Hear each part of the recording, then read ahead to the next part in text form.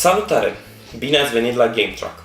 Astăzi vă vom vorbi despre Coloniștii din Catan, un joc de societate care se bucură de o popularitate foarte mare printre board gameri. Lansat în anul 1995, Coloniștii din Catan are chiar și un campionat național care se ține aici, în România.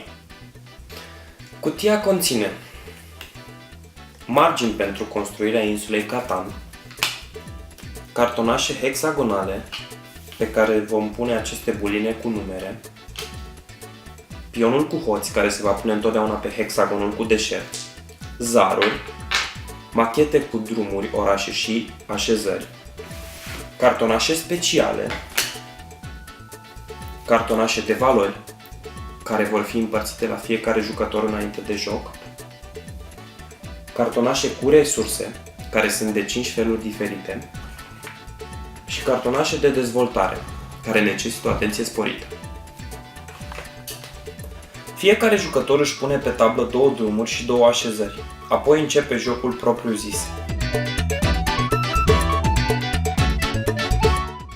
Runda începe cu aruncarea zarurilor. Suma zarurilor stabilește ce regiuni produc resurse.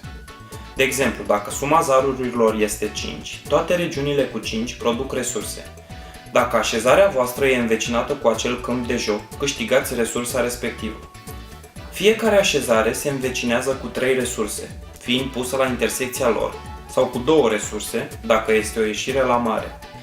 Următoarea etapă constă în construirea unui drum, a unei așezări sau a unui oraș.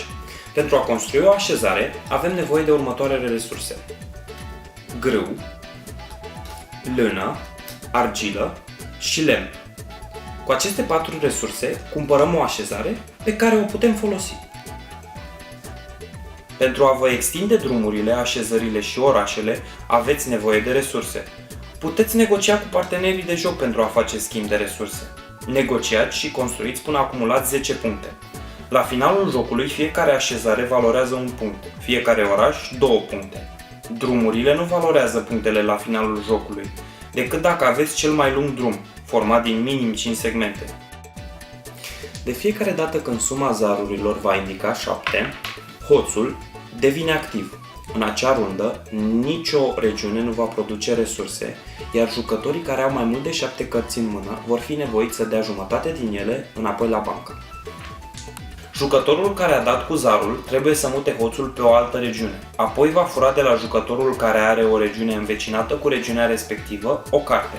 La fiecare rundă, jucătorul poate juca și o carte de dezvoltare. Sunt 3 feluri de cărți de dezvoltare: soldat, progres sau punct câștigător. Jocul se încheie atunci când unul dintre jucători acumulează 10 puncte.